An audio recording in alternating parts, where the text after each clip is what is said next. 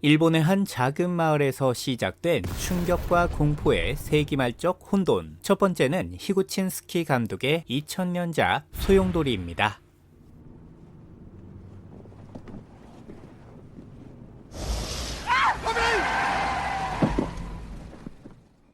이토 준지의 동명 만화를 바탕으로 만들어진 암울하고 기괴한 분위기의 초자연적 공포물입니다. 깜찍발랄한 하츠네 에리코가 주인공 키리의 역을 맡았으며 오오스 기렌과 아베 사다오 등 일본의 유명 배우들이 대거 등장하는데요. 영화의 전체적인 내용은 원작의 다양한 에피소드들을 짜집게 한 수준에 불과하지만 그럼에도 특유의 불쾌감을 적잖이 잘 살린 편으로 그럭저럭 쏘쏘한 느낌을 제법 잘 전해주는데요.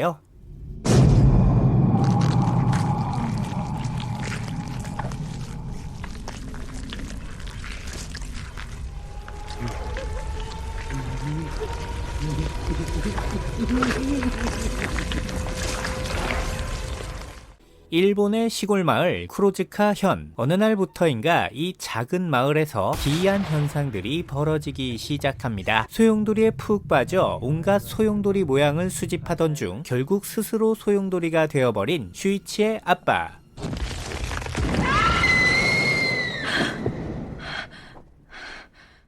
허구한 날 깜짝 이벤트를 즐기던 야마구치는 하필 소용돌이 모양의 계단에서 의문의 추락사를 당하는데요.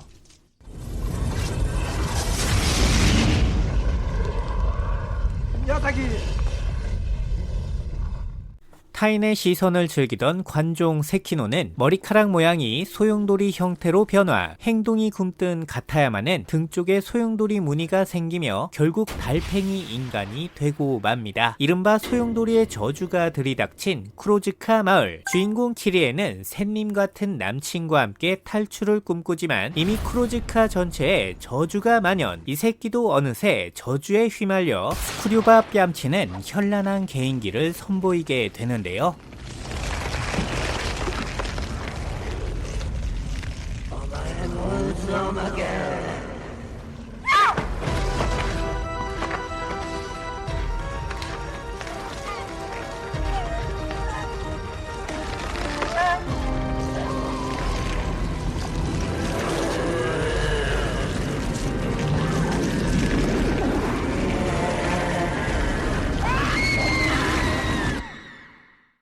물론 원작에 비해서는 많은 부분이 아쉬운 게 사실이지만 이토 준지 원작의 실사영화 중에서는 그래도 가장 볼만한 편입니다. 일본 호러 특유의 음산한 분위기를 원하신다면 살포시 추천.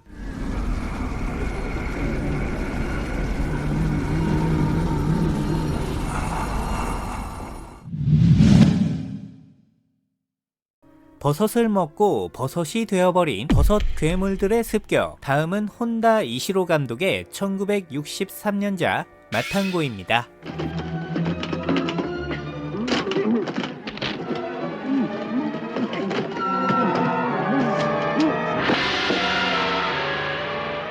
토호에서 제작된 SF 특촬 호러물. 일본 특촬계의 거장 츠부라야 에이지가 특별 기술 감독으로 참여했으며 고지라를 연출한 혼다 이시로가 메가폰을 잡았습니다. 이 정도면 특촬계의 어벤져스라고 해도 과언이 아닌데요. 매우 당연하게도 결과는 대성공. 마탄고는 일본 영화사에 크나큰 족적을 남기게 되었죠. 어느 화창한 여름날 대서양에서 요트를 타고 놀던 오늘의 주인공들. 하지만 그러던 중 갑작스럽게 폭풍우를 만나게 되고 가까스로 살아남은 생존자들은 어느 외딴 무인도에 도착하게 됩니다. 야생의 기운이 물씬 느껴지는 이국적인 섬의 풍경. 그러던 중 해변가에서 정체불명의 난파선을 발견하게 되는데요. 한눈에 딱 봐도 어딘가 상당히 기괴하고 그로테스크한 느낌. 심지어는 선박 전체가 정체를 알 수 없는 미지의 포자들로 가득 차 있습니다. 거기다 엎친 데 덮친 격으로 숲속에서 이상한 생명체가 발견되는데요.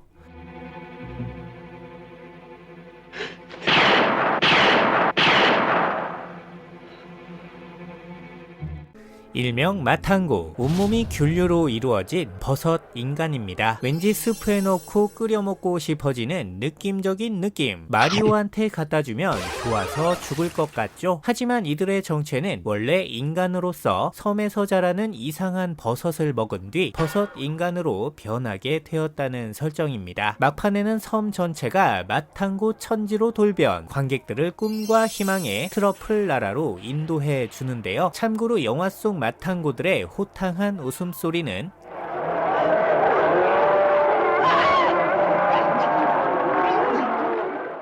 훗날 울트라맨에서 발탄성인의 웃음소리로 재탄생하게 됩니다.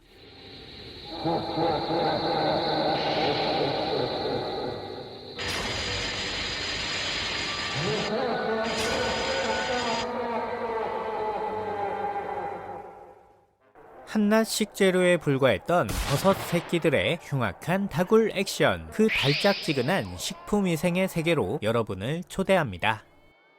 あの人を苦しめ、自分を苦しめ、最後までキノコを食べなかったんです。一体何のために？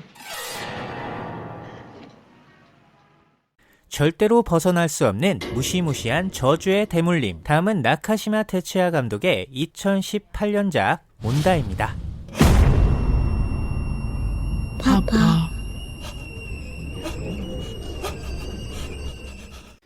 원작은 사와무라 이치의 소설 보기왕이 온다. 2015년 제22회 일본 호러소설 대상 수상작으로서 주우노메 인형과 시시리바의 집으로 이어지는 일명 히가자메 시리즈의 첫 스타트를 끄는 작품이죠. 나카시마 테츠야는 이러한 원작을 훌륭히 변주했으며 빠른 편집과 뛰어난 영상미, 특유의 스타일리시한 연출로 쉬이 잊혀지지 않는 파괴적인 영화를 만들어냈습니다. 평범한 일상을 누리던 주인공 히데키, 카나라는 여자를 만나 적당한 시기에 결혼을 하고 예쁜 딸 치사를 낳은 뒤 누가 봐도 행복해 보이는 예쁜 가정을 꾸리게 됩니다. 하지만 그러던 어느 날 그의 앞에 정체를 알 수 없는 무언가가 찾아와 히데키와 그의 가족들을 위협하기 시작하는데요. 어렴풋이 남아있는 어릴 적 기억이 그의 뇌리를 스치지만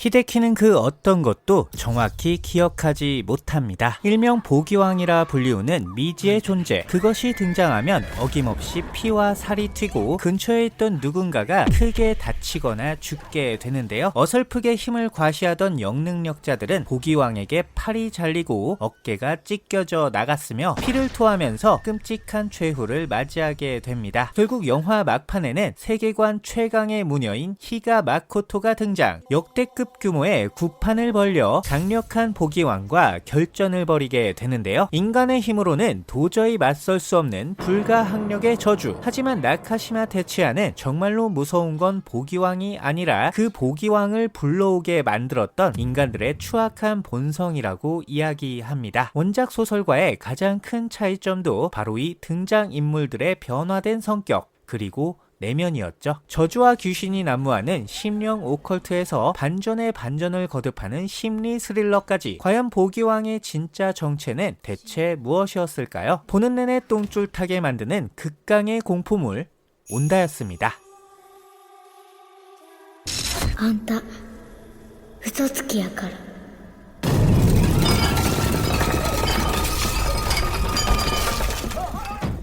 외계에서 온 중년 흡혈귀의 피냄새 오지는 지구 침략기. 다음은 사토 하지메 감독의 1968년작 흡혈귀 고케미도로입니다.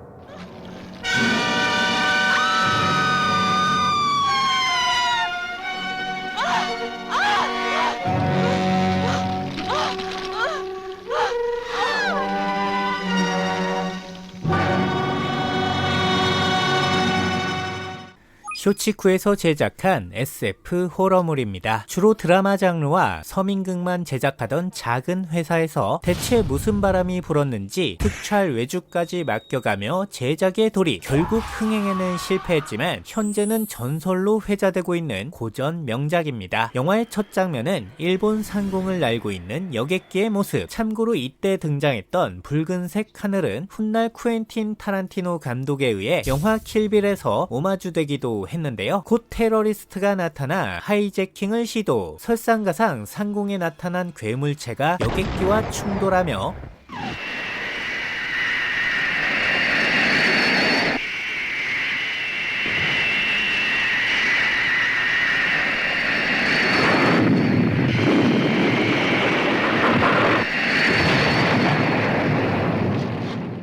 결국 여객기는 인적 드문 벌판으로 추락하고 맙니다. 이후 간신히 살아남게 된 소수의 생존자들, 다양한 군상들이 서로에게 책임을 떠넘기고 각자의 생존을 위해 툭탁거리고 싸우는데요. 하지만 난잡했던 시간도 잠시. 곧 우주선에서 기어나온 미지의 생명체가 테러리스트에게 기생을 시도하고 이때부터 영화의 장르가 완전히 달라지기 시작합니다. 사뿐히 쪼개진 테러범의 맞박으로 가짜낸 써멀구리스 같은 외계 생물이 침투. 상큼한 미모를 발산하며 인간들의 피를 빨고, 그렇게 피를 빨린 사람들은 체내의 수분이 모조리 증발, 바싹 말린 과메기처럼 변하고 마는데요.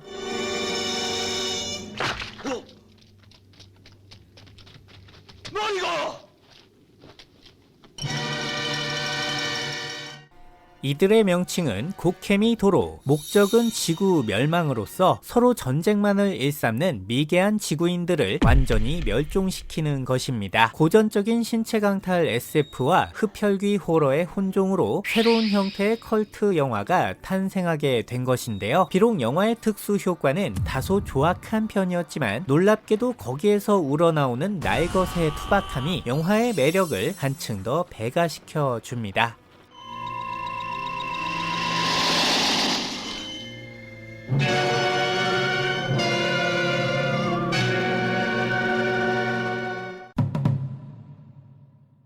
심야의 병원에서 벌어지는 충격과 공포의 멘탈 조지기. 다음은 오치아이 마사유키 감독의 2004년작 감염입니다.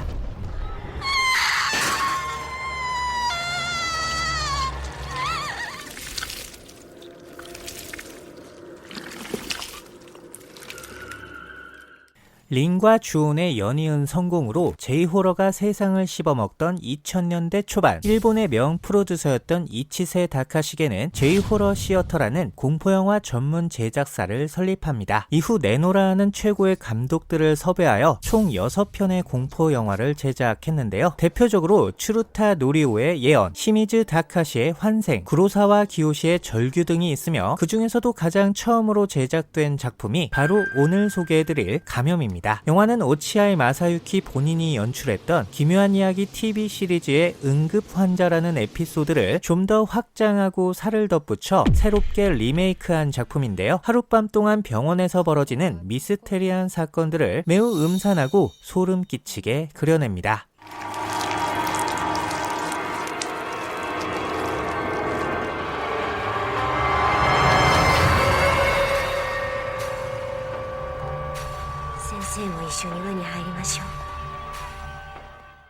심각한 재정난으로 인해 폐업을 눈앞에 두고 있는 위기의 병원. 설상가상 간호사와 의사들마저 어딘가 하나씩 나사가 빠져 있는데요. 혈관을 찾지 못해 환자의 팔을 씹창내버린 신참 간호사. 실력을 인정받기 위해 봉합에 집착하는 외과 인턴. 틈만 나면 후배를 갈구며 갑질을 해대는 선배 간호사 등 그야말로 모든 것이 개판 5분 전 그 자체였죠. 하지만 진정한 개판은 이제 겨우 시작에 불과할 뿐. 곧 입원해 있던 환자 한 명이 뜻밖의 의료사고로 인해 사망하게 되고, 이어서 의문의 감염병에 걸린 또 다른 환자가 등장. 야근 중이던 의사와 간호사들은 그만 패닉에 휩싸이고 맙니다. 온몸에서 녹즙을 내뿜으며 내장부터 녹아내리는 희귀한 질병, 게다가 높은 전염성으로 인해 병원에 있던 사람들마저 하나둘씩 감염의 희생자가 되고 마는데요. 어째서인지 이 병에 걸리면 환각을 보게 되고 아무리 봐도 사람 같지 않아 않아 보이는 이상 행동을 펼치게 됩니다. 자, 과연 이 기분 나쁜 질병의 정체는 무엇이며 대체 이곳에서는 무슨 일이 벌어지고 있었던 걸까요? J-호러 특유의 음습한 공포와 찝찝한 분위기가 압권인 영화 쫄깃한 염통과 순대가 땡기신다면 강력 추천합니다.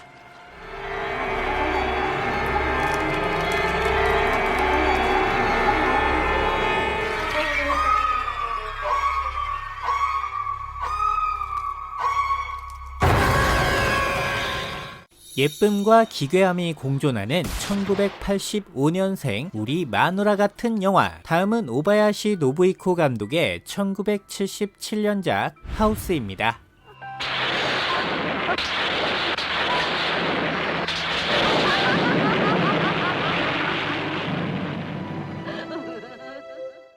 영화 하우스는 장르를 넘나드는 변화무쌍한 영화입니다. 10대 소녀들이 등장하는 청춘 드라마에서 호러와 코미디, 판타지와 로맨스를 넘나드는 초현실적 전개가 아름답게 그려지는데요. 어릴 적 어머니를 잃고 아버지와 단둘이 살아가던 주인공 오샤레. 하지만 그러던 어느 날 오늘부터 자기가 너의 새엄마라며 하루 종일 앞만 보고 쳐 웃기만 하는 이상한 여자가 나타나게 됩니다. 이에 충격을 받은 오샤레는 갑자기 역마살이 장렬, 시골에 계신 이모를 보러 가겠다며 친구들과 함께 여행을 떠나게 되는데요. 그렇게 기나긴 여정 끝에 드디어 당도하게 된 오샤레의 이모댁. 하지만 이곳은 우리가 생각했던 평범한 시골집이 아니었죠. 차가운 우물 밑에서 친구의 머리통이 올라오고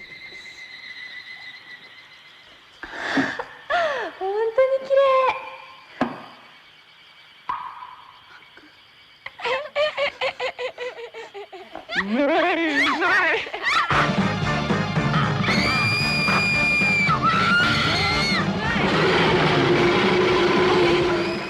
백발의 이모님은 사탕 대신 누나를 흡입.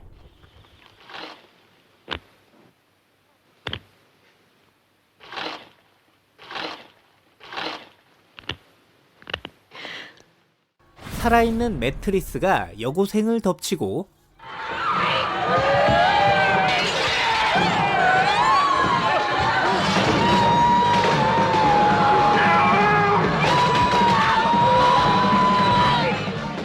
팬티만 입은 쿵푸 소녀와 날아다니는 장작들의 맞대결이 장렬.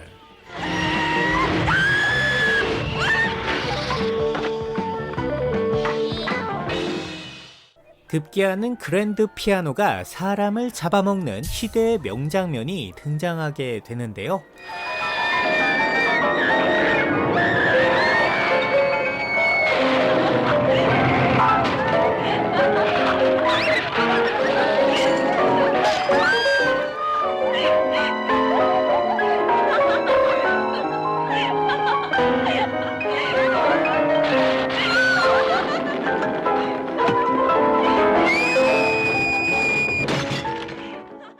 손으로 직접 그려넣은 아름다운 배경과 마치 만화를 보는 것 같은 현란한 비주얼, 이키가미 키미코를 필두로 한 70년대 여자 아이돌의 대거 출연 등 정말 다양한 볼거리들이 런닝타임 내내 한가득한 영화입니다. 무엇을 상상하든 그 이상 모든 것이 살아 숨쉬는 이모님의 특별한 하우스로 여러분을 초대합니다.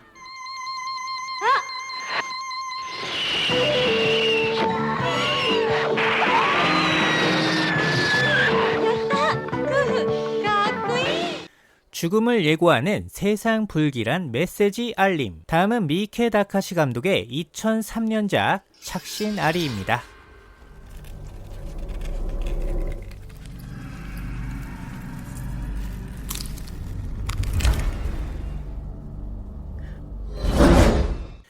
나카타 히데오의 링, 시미즈 다카시의 주온과 함께 일본 공포영화 3대장으로 불리는 J-호러 전성기의 대표작 중 하나입니다. 착신아리라는 제목은 말 그대로 부재중 전화가 있다는 뜻인데요. 저주를 받은 사람들은 자신의 핸드폰에서 낯선 벨소리를 듣게 되고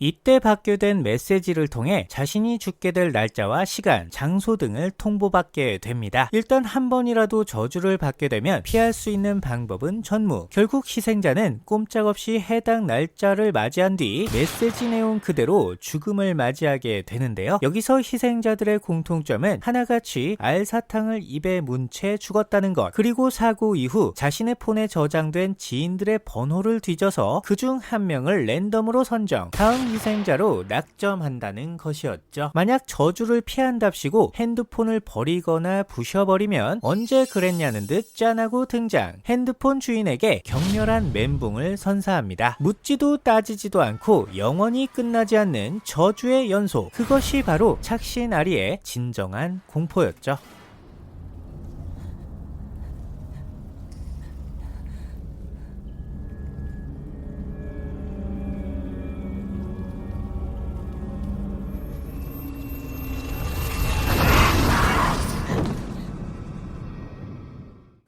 죽음의 예고와 저주의 전염. 이는 2000년대 초반 링의 영향을 받은 수많은 아류작들의 공통점이기도 한데요. 하지만 착신아리는 거기서 한 발짝 더 나아가 아동학대와 가정폭력 문제, 황색 저널리즘이 불러온 심각한 폐해 등 다양한 사회 문제들을 정면으로 비판합니다. 물론 이러한 소재들을 단순히 자극적으로 소비하는 것에서 그쳤다면 오히려 반감을 샀겠지만, 다행히도 이 작품은 이를 다루는 방식 또한 매우 진지하고 묵직합니다. 공포영화로서의 완성도 또한 매우 뛰어난 편. 그 중에서도 후반부에 펼쳐지는 폐병원씬은 그야말로 압권인데요. 작정한 듯 몰아붙이는 극한의 연출이 시종일관 숨통을 조이고 횡격막을 압박해 옵니다. 하지만 이게 끝이 아니라는 게 더더욱 충격. 불쾌한 여운을 즐기는 이 악취미의 감독은 마치 끝날 때까진 끝난 게 아니라며 화끈한 반전까지 던져주게 되죠. 미ike 다카시의 작품 중 가장 대중적이면서도 가장 무서웠던 영화, 영혼을 얼어붙게 만드는 달콤한 멜로디, 착신 아리였습니다.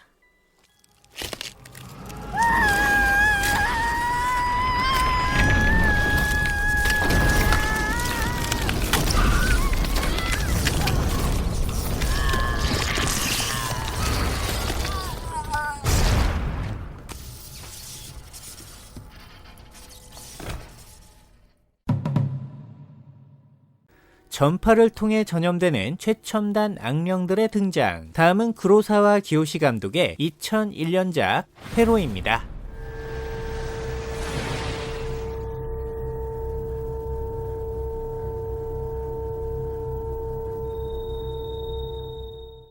큐어, 절규와 함께 구로사와 기요시의 절망 3부작 중 하나입니다. 전자기기와 유령의 접목이라는 독특한 설정, 꿈도 희망도 없는 종말론적 전개로 관객들에게 엄청난 충격을 가져다준 작품이었죠. 어느 날 다구치라는 남자가 스스로 목숨을 끊는 충격적인 사건이 벌어집니다. 하지만 그의 죽음에서 뭔가 석연치 않은 점을 발견하게 된 친구들. 이후 사건의 전말을 파헤쳐 나가던 중 무려 유령이 나오는 이상한 사이트에 대한 존재를 알게 됩니다. 이곳에 접속한 인물들은 어느 순간 유령의 습격을 받게 되고 이후 밑도 끝도 없는 좌절 상태로 돌입, 그대로 목숨을 끊거나 아예 존재 자체가 완전히 사라져버린다는 설정인데요.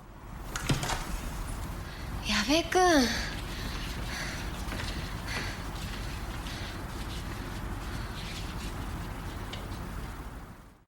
사실 이들의 정체는 저승의 저장 용량이 꽉 차게 되면서 오갈 곳이 없어지게 된 홈리스 유령들. 결국 이 사실을 알게 된 사람들이 크나큰 충격을 받게 되면서 존재의 의미를 잃게 되었다는 내용입니다. 이들을 막을 수 있는 유일한 방법은 다름 아닌 붉은색, 때문에 빨간색 테이프로 이곳저곳을 봉인하는 모습이 뭔가 기분 나쁜 느낌을 잔뜩 전해주는데요. 하지만 이조차도 그저 임시방편에 불과할 뿐. 어쨌든 유령들은 지독하게 끈질겼고 결국 모든 인류가 완전히 절멸하는 끔찍한 결말을 맞이하게 되었죠. 영화 전반을 관통하는 극한의 우울감. 감독은 버블이후 망가진 일본의 모습을 정면으로 직격함으로써 사회 전반에 퍼져있던 두려움과 공허함을 스크린으로 옮기는 데 성공합니다. 장면의 공포보다는 상황의 공포에 집중했던 세기의 역작. 어쩌면 인류 역사상 가장 우울한 영화 회로였습니다.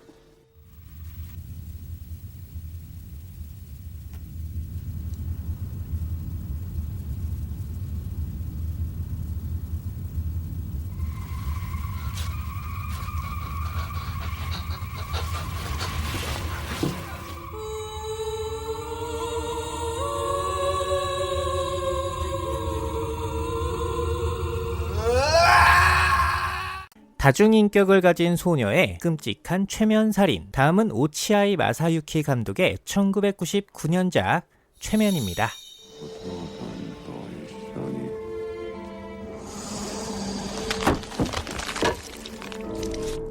어느 날부터인가 일본 전역에서 의문의 사망 사건들이 벌어지기 시작합니다. 이들은 모두 매우 부자연스러운 상황 속에서 스스로 목숨을 끊었다는 공통점이 있었는데요. 결국 사건 해결을 위해 저명한 정신의학 박사였던 사가 토시아가 등장. 끈질긴 추격 끝에 이 모든 사건들이 최면 후 암시에 의한 것들임을 알게 됩니다. 그리고 그 배후에는 무려 해리성 정체장애를 가지고 있는 다중인격 소녀 미리에 유카가 있었는데요. 섹시하고 도발적인 리에코를 비롯 같은 말만 지속적으로 반복하는 우호적인 외계인의 인격 등 私は友好的な宇宙人です 매우 다양한 인격을 가지고 있는 슈퍼 다이나믹한 소녀였죠. 이제까지 벌어진 모든 사건들은 그녀가 가지고 있는 마지막 인격, 바로 악마의 인격 때문이었던 것인데요. 막판에는 자신의 정체를 대놓고 드러내며 귀신 영화 뺨치는 어마무시한 퍼포먼스를 선보이게 됩니다. 인간의 범주를 아득히 벗어난 다채로운 손발짓, 소주 먹다가 살에 걸린 느낌의 계랄찬 보이스를 난사하며 보는 이들의 염통을 사정없이 주물럭대는데요. 人間が何か教えに来たんだ。哀れな装置だってことを教えてあげに来たんだ。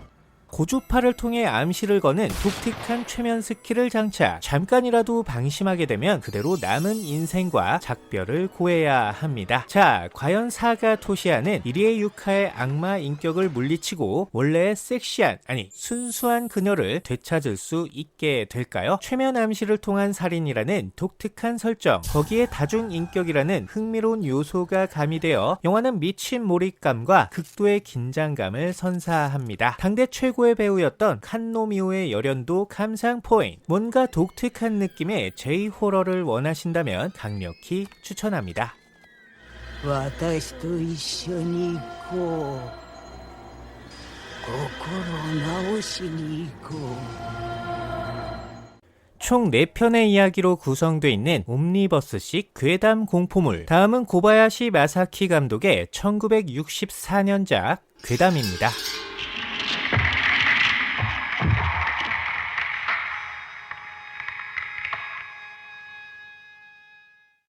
원작은 영국 출신 귀화 작가인 고이즈미 야쿠모의 괴담집. 그 중에서 가장 유명했던 4개의 작품을 뽑아 아름다운 영상미로 재탄생시킨 작품입니다. 무려 칸 영화제에 진출해 심사위원상을 수상했으며 현재까지도 일본 영화사에서 절대로 빼놓을 수 없는 세기의 명작이죠. 눈을 뗄 수 없게 만드는 화려한 미장센이 영화의 가치를 더욱더 높여줍니다. 첫 번째 이야기, 흑발. 출세를 위해 조강지처를 내쳐버린 시바스한 사무라이가 등장합니다. 하지만 막상 부자가 되고 나니 이제는 본처의 품이 그리워지는 그였는데요. 결국 자신의 옛집으로 돌아가 잘못을 뉘우치는 남자, 여전히 곱고 예쁜 아내와 함께 달콤한 하룻밤을 맞이합니다. 그리고 다음날 아침, 남자는 무언가 스산한 기운을 느끼며 잠에서 깨어나는데요.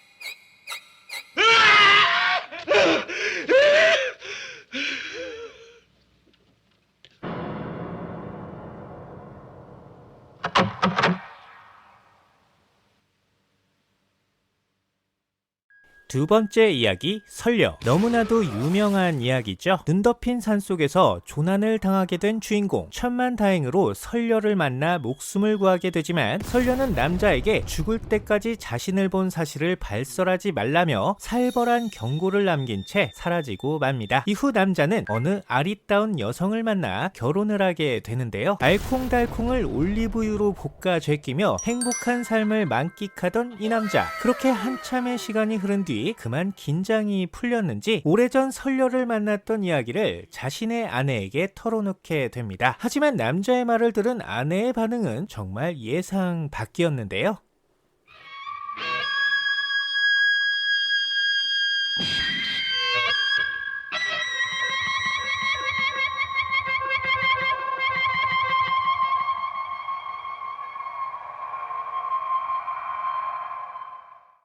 세 번째 이야기, 귀없는 호이치. 호이치는 뛰어난 연주 실력을 가진 맹인 악사입니다. 얼마나 뛰어난가 하면 귀신들도 환장을 해서 매일 밤 그를 불러다가 연주를 시킬 정도였죠. 그러던 어느 날 절에 있던 한 스님이 호이치가 귀신에 홀렸다는 사실을 알게 됩니다. 이대로 계속 두면 호이치의 목숨이 위태로운 상황. 결국 스님은 호이치의 온몸에 불경을 적어놓는 특단의 조치를 취하게 되는데요. 그렇게 한참의 시간이 흐른 후 휘판 불경 타투로 다시 태어나게 된 호이치. 하지만 어딘가가 살짝 허전해 보이는 건 역시 기분 탓이겠죠?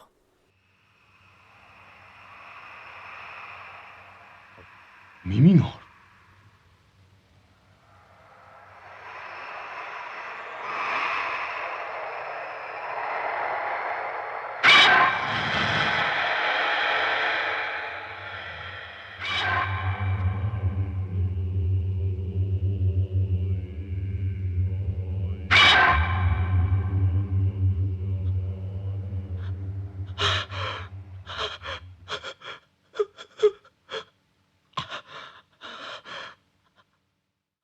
네 번째 이야기, 찻잔. 이건 더럽게 지루하니 이쯤에서 패스. 전반적으로 느릿한 호흡과 절제된 대사, 음악을 거의 쓰지 않는 의도된 적막함이 영화를 보는 내내 극강의 몰입감을 선사합니다. 반백년 전 영화라는 걸 감안한 상태에서 당신이 공포 영화의 매니아이고 전설의 고향이나 민간 설화, 전통 괴담 같은 걸 좋아하신다면, 만약 그렇다면 무조건 추천합니다.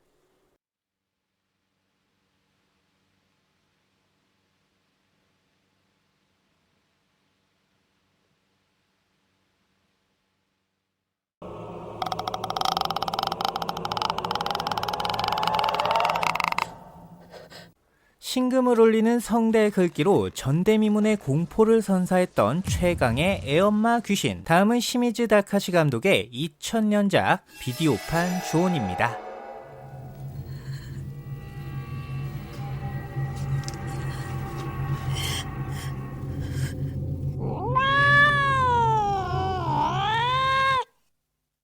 (1998년) 간사이 테레비를 통해 방영된 학교괴담 G라는 프로에 두 개의 단편 호러물이 소개됩니다. 두 편 모두 러닝타임 3분 남짓의 짧은 단편이었지만 카야코와 토시오가 세상에 첫 발을 내딛었던 기념비적인 작품이었죠. 이후 2000년 시미즈 다카시는 본격적으로 주온의 장편 영화화를 계획하게 되는데요. 처음엔 TV 방영을 목적으로 야심차게 제작했지만 결국 너무 무섭고 잔인하다는 이유로 두 편으로 나뉘어 비디오로 출시됩니다. 발매 후의 반응은 그야말로 폭발적 이었으면 좋겠지만 아쉽게도 그건 아니었고, 전혀 반응이 없던 와중에 서서히 입소문이 장렬, 뒤늦게나마 초대박 히트다 히트를 기록하게 되는데요. 영화는 극장판과 마찬가지로 각 인물에 따른 이야기가 챕터별로 나뉘어서 등장합니다. 각 챕터는 저마다의 스토리를 가지고 있지만 모든 이야기가 하나로 연결돼 있으며, 그럼에도 시간 순서는 마구 섞여 있기 때문에 관객들은 과거와 미래를 수시로 오가면서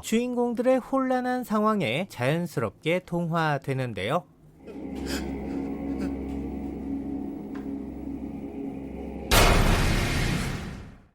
평범한 초등학교 교사였던 코바야시 슌스케. 어느 날 자신의 반 학생인 토시오가 결석을 하게 되자 가정 방문을 하게 됩니다. 엉망이 되어 있는 집안 풍경과 어딘가 이상해 보이는 토시오의 상태. 설상가상 2층에는 자신의 대학 동창이었던 토시오의 엄마, 즉 카야코가 오랜 기간 자신을 스토킹해왔다는 정황이 보란듯이 펼쳐져 있었는데요. 마치 시멘트에 젖꼭지가 쓸리듯 기겁을 하며 돌아서는 코바야시. 하지만 진짜 공포는 이제 겨우 시작에 불과할 뿐이었죠.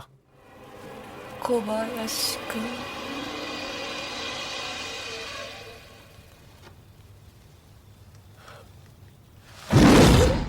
사실은 이랬습니다. 카야코의 남편인 타케오가 우연히 아내의 일기장을 보게 되었고, 거기서 코바야시를 향한 아내의 본심을 발견, 분을 이기지 못한 채 자신의 가족을 살해한 것인데요. 이후 코바야시의 임신한 아내를 찾아가 그녀마저 살해, 뱃속의 아이를 산채로 꺼내버리는 천인공노할 만행을 저지른 것이었죠. 결국 이 사건으로 인해 카야코와 토시오는 원혼이 되었고, 이후 이 집에 발을 들이는 모든 이들에게 저주를 내리게 됩니다. 2부에서 한국에서는 이 집에 이사를 오게 된 또 다른 주인공들, 그리고 저주의 존재를 알아챈 영능력자가 등장하여 더욱 다채로운 이야기를 꾸려나가게 되는데요. 20년이 훌쩍 지나버린 현재까지도 여전히 계속되고 있는 그들의 이야기. 원안에 사무친 카야코의 2층 집은 지금도 여전히 새로운 희생자를 찾고 있습니다.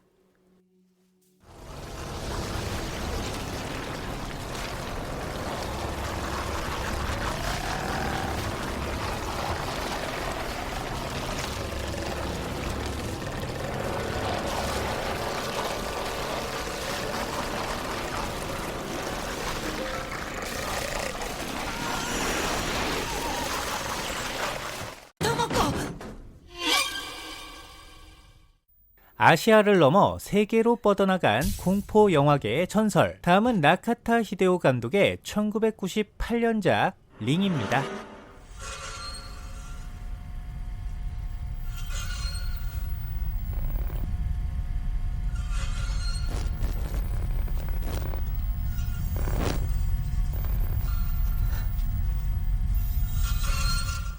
스즈키 코지의 동명소설을 원작으로 하는 명작 공포물. 개봉한 지 20년이 넘었음에도 불구하고 여전히 넘사벽으로 손꼽히는 공포영화계의 전설 아닌 레전드입니다. 이 영화의 등장으로 인해 공포영화계의 판도가 뒤바뀌었으며 대부분의 아시아 공포영화들은 한동안 사다코 따라잡기에 여념이 없었는데요. 특히 머리카락을 잔뜩 기른 여자 귀신이 등장. 이리저리 몸을 비틀다가 갑툭튀를 시전하면 이건 그냥 5만% 사다코 짭이라고 해도 과언이 아니었죠.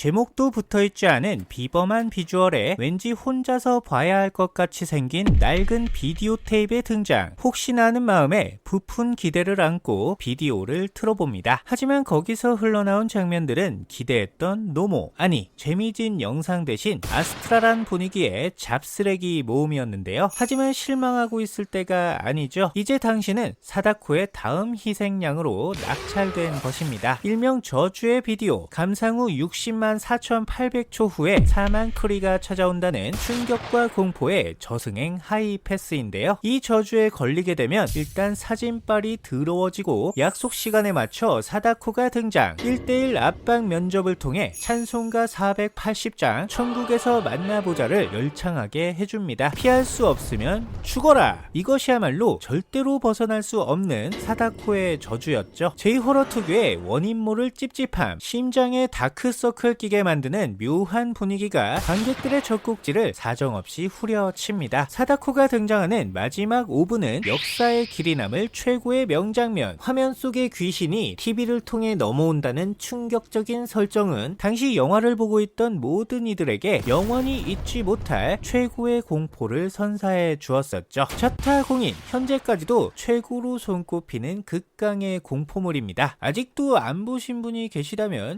이제 한 번쯤 보셔야겠죠?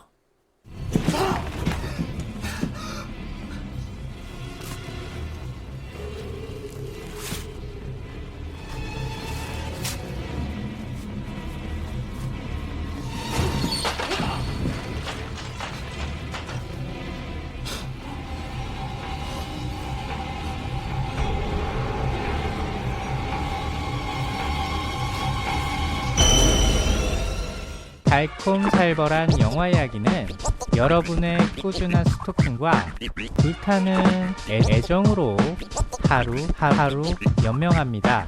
사람 하나 살리는 셈 치시고 구독과 좋아요 눌러주시면 성은이 망극합니다. 무비 뾰! 무비 뾰! 와